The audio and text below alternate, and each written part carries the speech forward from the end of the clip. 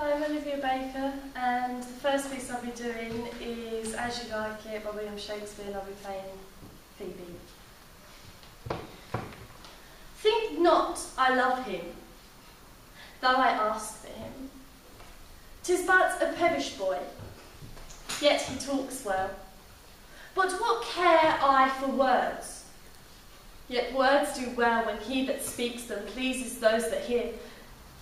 It is a pretty youth, not very pretty, but sure he's proud, and yet his pride becomes him. He'll make a proper man, the best thing in him is his complexion, and faster than his tongue, did make offence. His eye did he lit up. It's not very tall, yet for his years he's tall. His leg is but so, and yet 'tis well. There was a pretty redness in his lip, a little riper and more lusty red than that mixed in his cheek.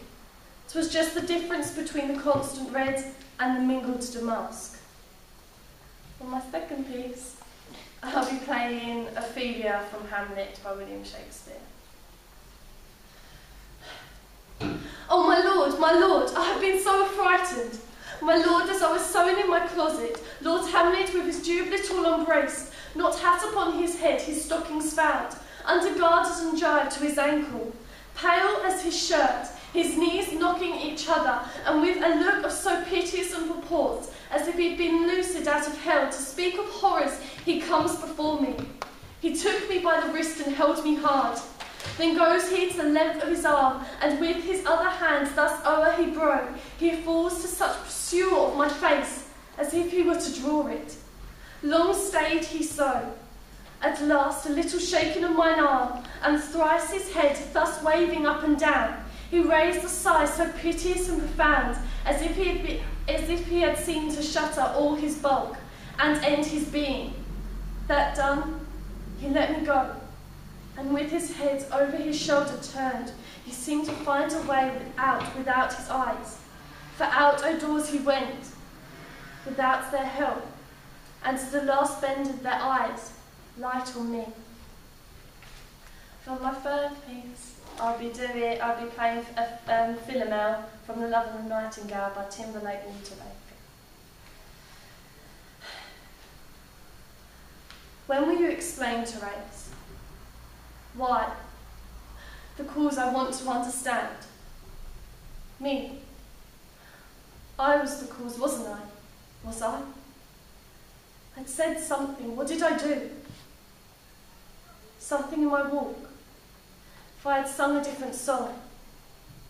My hair up, my hair down. It was the beach. I ought not to have been there. I ought not to have been anywhere. I ought not to have been at all. Then there would be no cause. Is that it? Answer! My body, bleeding. My spirits ripped open, and I, the cause? No, this cannot be right. Why would I cause my own pain? That isn't reasonable. What was it then? Tell me, Therese, if I was not the cause. You must know. It was your act. You must know. Tell me.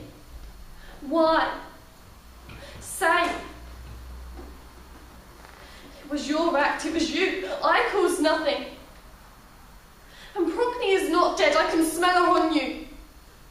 You lied, and you. What did you tell your wife, my sister? What did you tell her?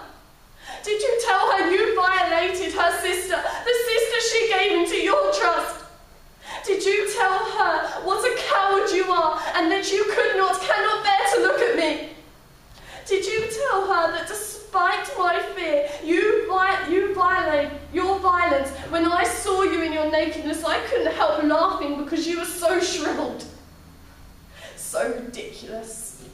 And it is not the weight it is on the statues. Did you tell her you cut me because you yourself had no strength? Did you tell her I pitied her for having in bed a man who could screech such quick and ugly pleasure, a man of jelly beneath his hard skin? Did you tell her that? And once I envied her happiness with a northern hero, the leader of men. Take the sword out of your hand. You fold into a cloth. Have they ever looked at you, your soldiers, your subjects? There's nothing inside you.